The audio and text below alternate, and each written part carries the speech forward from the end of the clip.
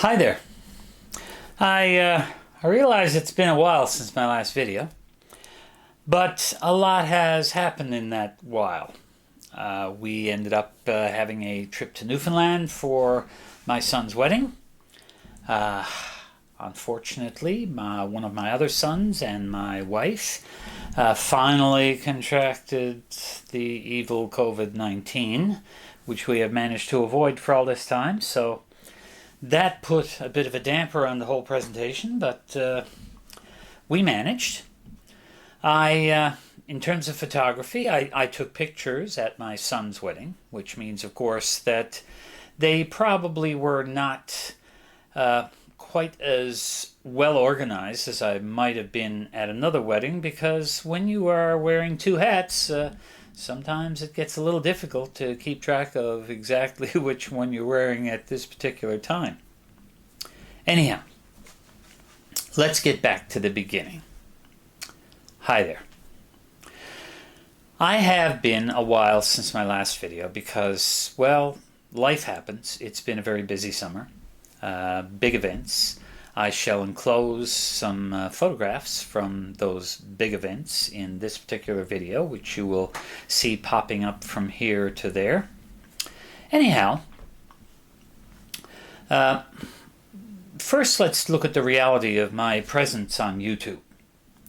YouTube rewards the prolific content creator, the one who does regular videos at regular intervals and chooses topics that are of interest to the larger viewing audience. In photography terms, that means if you're doing gear reviews regularly, you've got a big following. If you're going to talk about photography and about taking pictures, then your numbers will be significantly lower. In my particular case, being a rather small channel with a theoretical, and I'll get to that in a moment, a theoretical subscriber base of about 1,500 people, in actual fact, I have about 200 to 250 viewers. My typical video will show that many views, and that's about it. I will get comments regularly, but usually from a small group of followers who, well, they enjoy these videos and they let me know. I'm quite happy with that. I didn't start YouTube because I wanted it to be a moneymaker. I didn't start YouTube to up my income. I started YouTube because it looked like a fun idea. It started out as basically a what's in my camera bag video that I did when in Baker Lake, Nunavut, many years ago. I was teaching there. I was living by myself in an apartment. I was a little bored. I decided, hey, why don't I try doing a YouTube video? Now, I had posted some videos in the past, but they were videos of musical shows that my wife was involved in. This was the first time that I did a self-narrated video about photography. Anyhow, it got a few views. I was kind of pleased with the results. So when I moved back to New Brunswick from my stay in Nunavut, I decided to try doing a series of videos. So it started out pretty simple, and pretty soon I was really enjoying the results I was getting. A lot of these videos were gear related. A lot of them got a fairly substantial number of views. Some of them into the, well over 1,000 views. So I was kind of pleased with that. It seemed like a good idea. So I kept it going. Now, of course, over the years, I've waffled back and forth between gear-related videos and photography-related videos. I do separate the two because gear is merely the tools of photography, and really we spend way too much time fussing over them. And I did things like a series on, let me see, I did a series on composition. I did a number of videos explaining certain things such as crop factors, explaining how depth of field works, explaining how to make sure you have the correct aspect ratio in your image to be able to crop it to the print size that you want. All of these things I thought were useful videos, and many of them did get a reasonable number of views. But for the most part, most of my videos have been pretty similar to this one.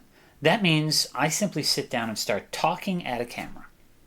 Now, the talking head format is also grossly abused on YouTube. However, being someone with only a few small points to make, I tend to find myself maybe rambling on at times.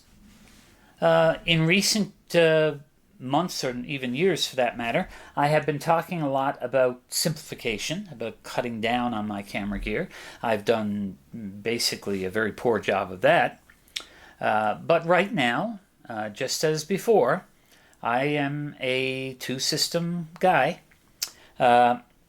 In my defense, I will say that except for one lens, my Olympus kit has stayed pretty stable over the last few years. And this is a kit that I have been building on now for about 10 years. So this is not running out and buying a pile of new gear. This is basically all old stuff. In this past year, I bought an Olympus OMD EM5 Mark II because my two EM1s are getting a little old, and I thought that I'd better have something as a backup. I got a very good deal on an EP1, which I'm now using as a street camera. You don't need super high-tech, top-of-the-line, blah, blah, blah for street photography. All you need is a decent camera with a decent lens. So that camera with a 17mm f2.8 makes for a dandy, small, well, sort of pocketable. It'll fit in a big jacket pocket. Pocketable camera for me to take downtown. The only other purchase I made was I had a very good offer for a 75 to 300 Olympus lens.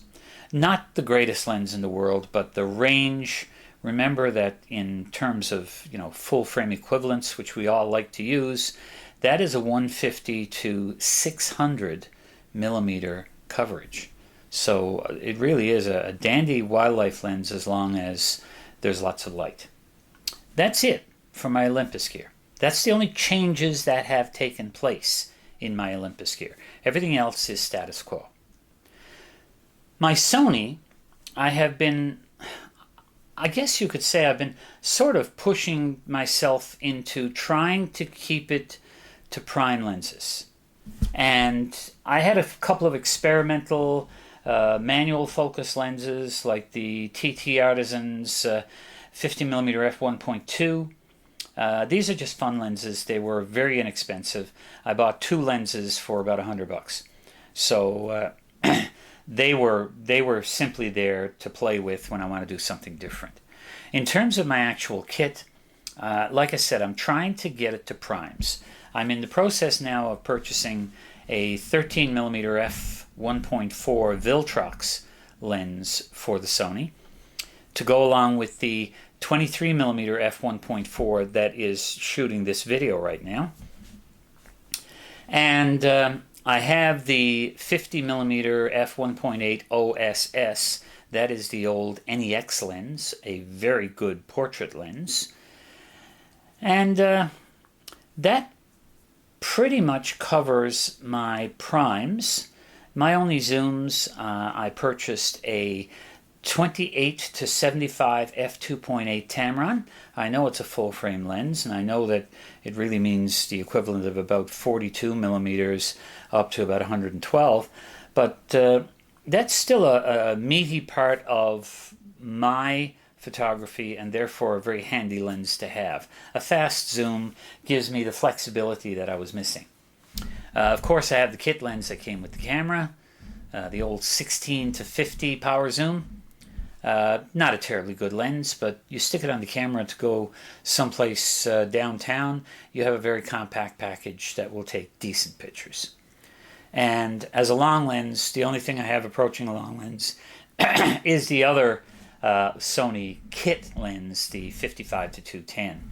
Again, a relatively slow lens, but it does have optical stabilization in the lens, which is important because my A6300, of course, does not have in-body stabilization like my Olympus cameras does. So that is my only long lens. I stick that on the camera sometimes when I'm going for a walk in areas where there may be a deer or there may be some birds or something else interesting to shoot at a distance. So that's my hardware situation. Now, I mentioned that I had done some traveling to Newfoundland. Unfortunately, due to COVID-19, family, I really didn't get a chance to travel around very much.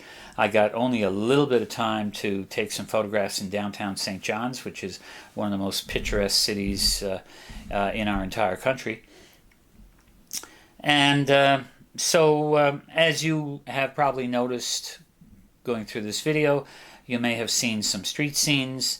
You may have actually seen some wedding pictures from my son's wedding, which I also made an effort to give him a decent coverage, in spite of the fact that, as I said, with illness in the family and so many things going on, it was a little bit difficult. So, folks, that's about it. This is my placeholder video. This video is merely to let you all know that, yeah, I'm still here. No, I haven't disappeared. Yes, I'm still pretty much doing what I used to do. I really am looking forward to hopefully getting some better opportunities to take some pictures in the future. I'm hoping to make another trip to St. John's, Newfoundland within the next few months, and this time without any illness, I hope, and with the capability of actually wandering around downtown and getting some nicer pictures, some more variety in pictures. So, folks, I hope everybody's been well. If you enjoy this video, of course, give it a like so I'll know you're out there. If you think anybody else is going to get anything useful from this or any of my other videos, by all means share them. And of course, if you want to see more of these videos, then subscribe to this channel. As I said at the beginning, I have no idea how the YouTube algorithm works. I have no idea how people are making money from YouTube. I certainly am not. So for me, it's just fun. And I hope you enjoy it, because it's the only reason why I do it. Bye for now.